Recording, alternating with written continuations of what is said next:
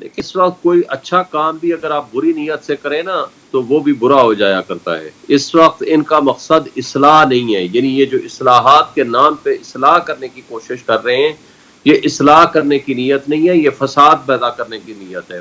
नीयत सिर्फ ये है कि इस वक्त किसी तरीके से हम इलेक्शन से बच जाएं।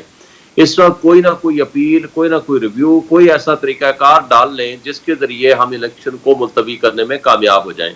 और इलेक्शन सिर्फ 8 अक्टूबर तक मुलतवी नहीं करना मकसद सिर्फ ये है कि अगले इस 6 महीने में या 5 महीने में सदर अलवी जो है 8 सितंबर को रिटायर हो जाएंगे। उसके बाद इनका एक्टिंग प्रेसिडेंट आएगा। जब एक्टिंग प्रेसिडेंट होगा उसके जरिए वो इमरजेंसी नाफिज कराएंगे। जब इमरजेंसी नाफिज कराएंगे फिर उसके बाद वो ये कोशिश करेंगे कि किसी तरीके से भी उसको हम एक्सटेंड कर सकें, और जब उसको एक्सटेंड करें अपनी नेशनल असम्बली को तो उसके जरिए से उसको हम आगे लेके जाएं। और जब आगे लेके चले जाएं तो फिर इसका मतलब है कि हम अगले 1.5 साल के लिए या 1.25 साल के लिए हम इलेक्शन से निकल जाएं किसी तरीके से। ये इनका पर्पज है, और ये जो पर्पज है ये बदनीयती पे मबनी है। इस वक्त जो है ना, जो सुप्रीम कोर्ट को चाहिए इस वक्त साथ देना, सुप्रीम कोर्ट का ये है कि 90 डेज में इलेक्शन होने चाहिए, दैट्स ऑल।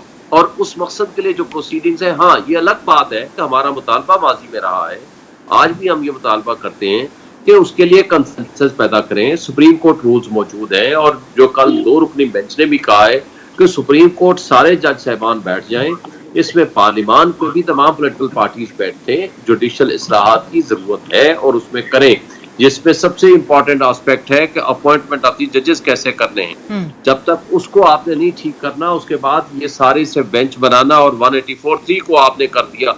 184(3) के अलावा के जो मसाइल हैं उनको कौन सेटल करेगा, उनको कौन हल करेगा, ये चीजें हल तलब है। ये इस तरीके से और इस हैप्पीजेंटली अगर आप लॉ को अमेंड करेंगे या चेंजेस करेंगे तो इससे कोई फायदा नहीं होगा। ठीक है।